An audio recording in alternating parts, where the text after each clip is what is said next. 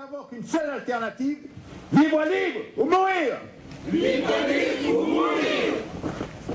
La tragédie héroïque de Delgrès et de ses compagnons scénarisée, le théâtre s'est mis au service de l'histoire pour faire vivre en ce jour de commémoration l'un des actes majeurs de l'épopée tragique de Delgrès. Auparavant, la cérémonie s'était ouverte par le traditionnel dépôt de gerbes sur la stèle dédiée à Louis Delgrès, avant une halte à l'habitation d'Anglemont, là même où s'est jouée la tragédie de 1802. On a un rapport du général Ménard qui est arrivé le premier sur les lieux et qui a été horrifié par le spectacle, et notamment il insiste sur le fait que parmi tous ces morts, il y avait beaucoup d'enfants et de femmes, puisque les hommes étaient partis, donc il était horrifié. Il a donc été impressionné et il a parlé de 450 à 500 morts.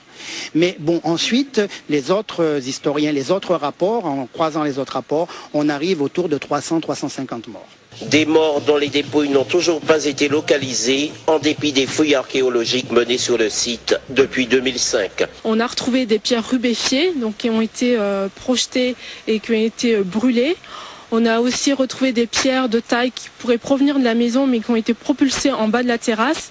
Mais malheureusement, nous n'avons toujours pas retrouvé d'ossements ou d'éléments pouvant appartenir à des hommes armés, comme des baïonnettes ou des balles ou des restes de canons qui auraient pu directement être liés à l'événement de 1802.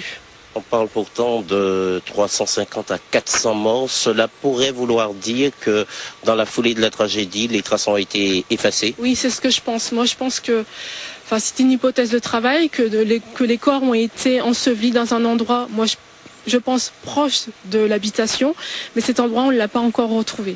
Donc c'est possible qu'il y ait eu un effacement, un nettoyage du site après l'événement de 1802. Voilà qui rappelle la chape de plomb qui, jusqu'à tout récemment, occultait cette page d'histoire. La censure, un silence quasi total des archives entoure Delgrès et ses compagnons. Jusqu'à l'abolition de 1848, les seuls récits concernant ces événements sont les rapports d'opérations militaires, en particulier celui du général Ménard, qui ne voit bien évidemment dans les actions de Delgrès qu'une révolte contre l'ordre juste du pouvoir colonial français. Dans sa déclaration du 10 mai 1802, le colonel Louis Delgrès formait le vœu que la postérité accorde une larme à ses malheurs, une espérance comblée. Sa proclamation et ses faits d'armes ont traversé les siècles pour s'inscrire à jamais dans la mémoire collective.